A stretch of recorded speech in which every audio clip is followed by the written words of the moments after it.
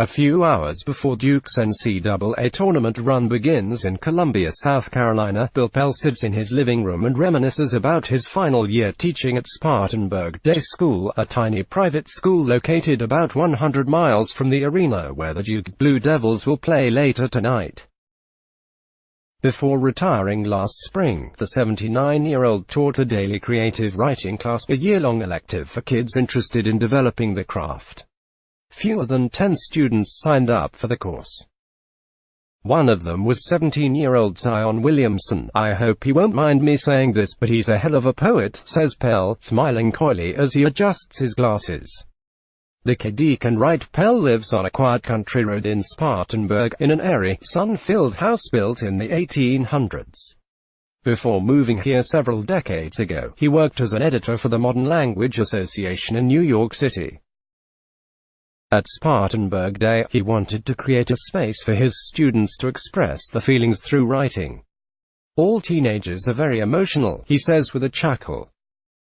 "Early on, I said, 'Do you know what you want to do, Zion?' He said, 'I'm not sure.'" He wasn't 100% comfortable. He was feeling his way into the class.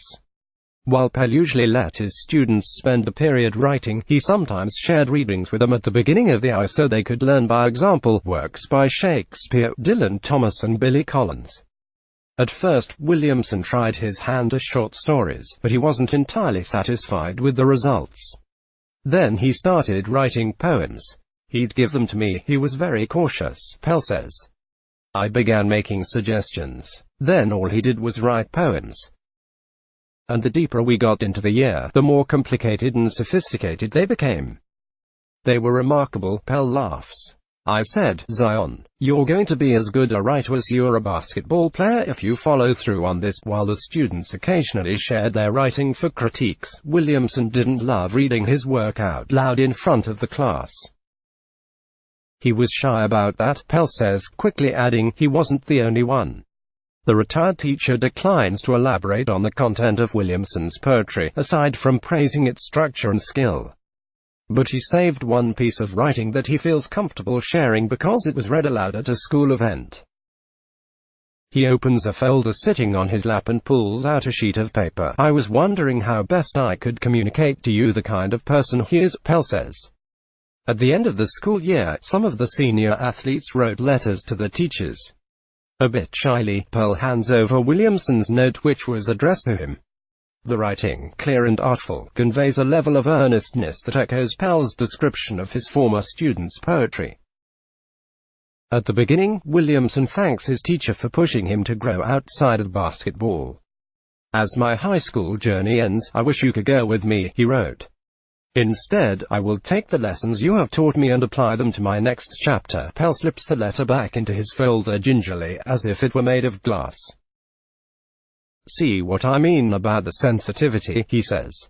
Now that he's officially headed to the NBA, Zion Williamson will end the draft as the most talked about prospect in recent history, but we really don't know very much about him. Think about it. During his college career, when Williamson accrued single moniker celebrity status, his first name was as likely to be trending on Twitter on a random weeknight as any political issue or pet-friendly hashtag. What did we really learn?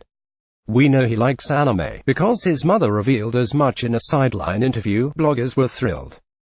We know he listens to Jay-Z, a preference that his young teammates have described, disturbingly to anyone born before 1990, as old school. But beyond those breadcrumbs of trivia, Williamson is still something of a cipher, a hook upon which sports fans can hang their hopes, their reaction gifs, and the predetermined opinions on everything ranging from dunking to amateurism. While Williamson and his family emphatically avoided the spotlight during his time at Duke, turning down most interview requests, including one for this story, there are lessons to be gleaned from examining his years at Spartanburg Day, a K-12 school with just 450 students. Williamson's graduating class had 45 kids. The mere fact that Williamson, one of the most high basketball recruits in a generation, attended Spartanburg Day, a school best known for its academics, and stayed there, shunning the advances of so-called basketball factories, makes him an anomaly. The family was introduced to the school when Williamson's stepfather, who played hoops at Clemson, met Spartanburg Day's coach Lee Sarter through the AAU circuit. Sarter, now the coach at Erskine College, says Williamson wasn't unusually big when he first saw him play in 6th grade. He was definitely better than a lot of the kids from a basketball IQ perspective, he says. But physically, he was just like them. Then, the summer before Williamson entered high school, he grew about 5 inches, sprouting so quickly that his mother, Sharonda, had to ice his knees to soothe his growing pains. As a freshman, Williamson played point guard, honing the playmaking skills that surprised national audiences this season. He also started to dunk. Sarter remembers sending a video of one of Williamson's early in-game yams to ESPN, then marveling at the ripple effect. Before long, the segments of the internet that seek out the aforementioned yams began to buzz about the kid from South Carolina who played like a sentient sledgehammer. Donnie Bowie, a 27-year-old videographer who cut highlight reels for the website ballaslife.com, moved to Charlotte to cover Williamson. "The first dozen games I went to, there were like 50 people in the crowd," he says. "He would be doing all this amazing stuff, and I'd be like," he lowers his voice to a whisper, "what is going on?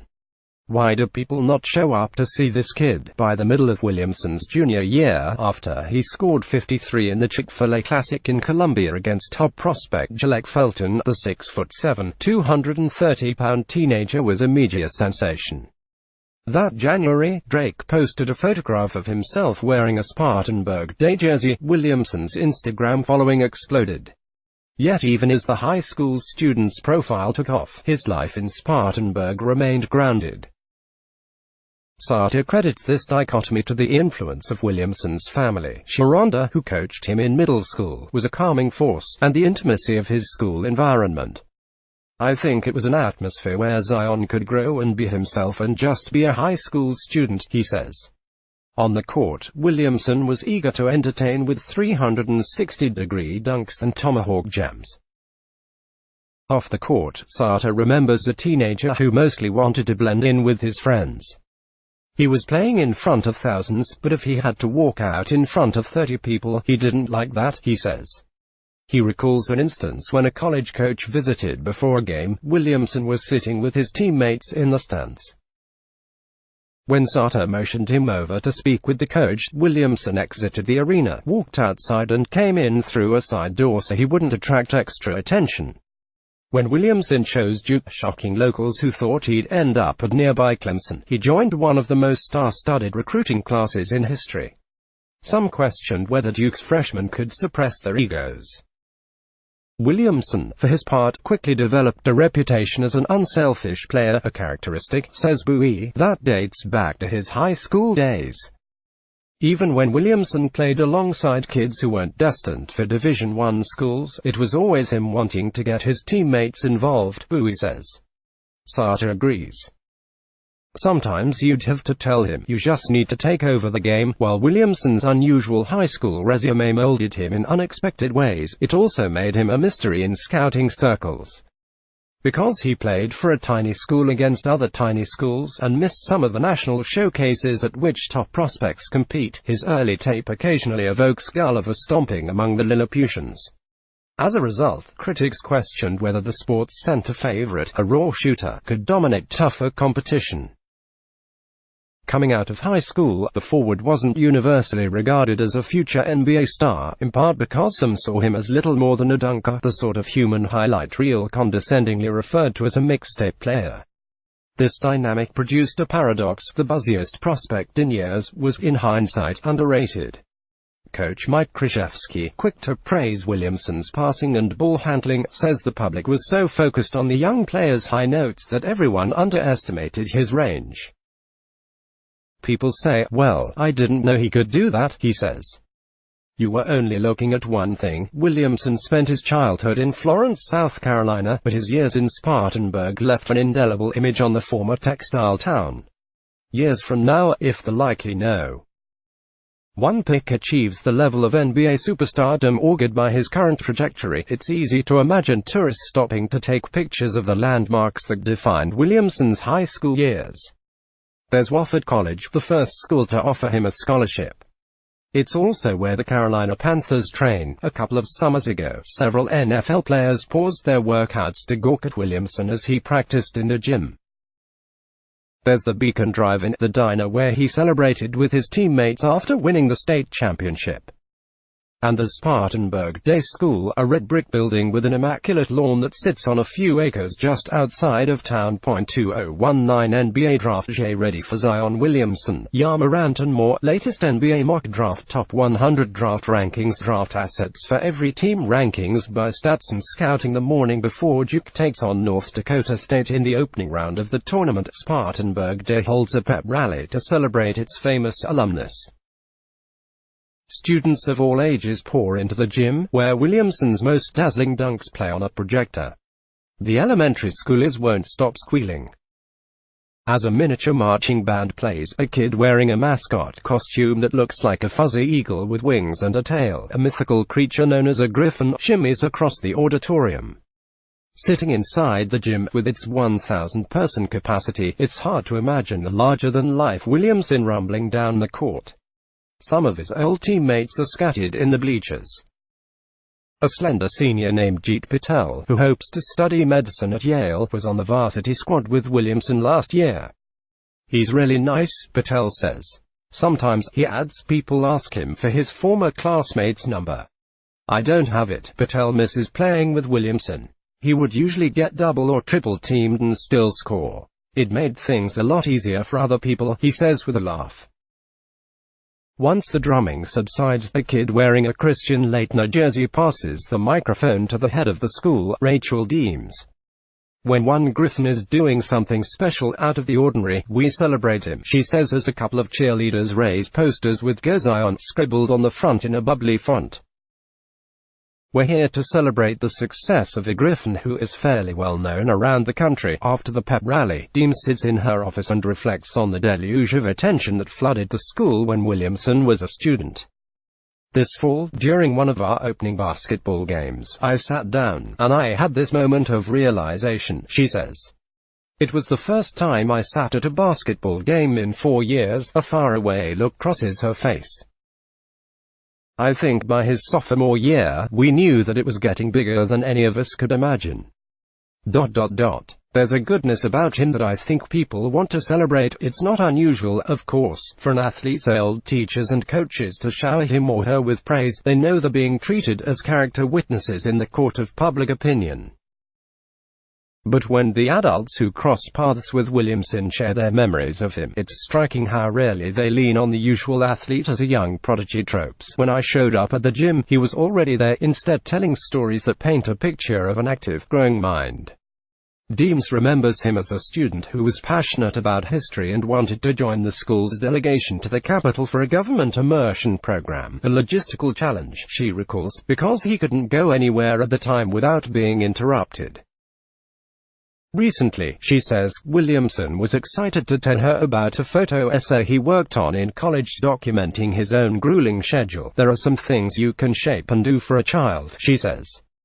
But there are also some things that are just innate. The next day, after Duke advances to the second round, Williamson sits in the locker room for his obligatory media availability, his boulder-sized chest caving in a little as a battalion of reporters descends.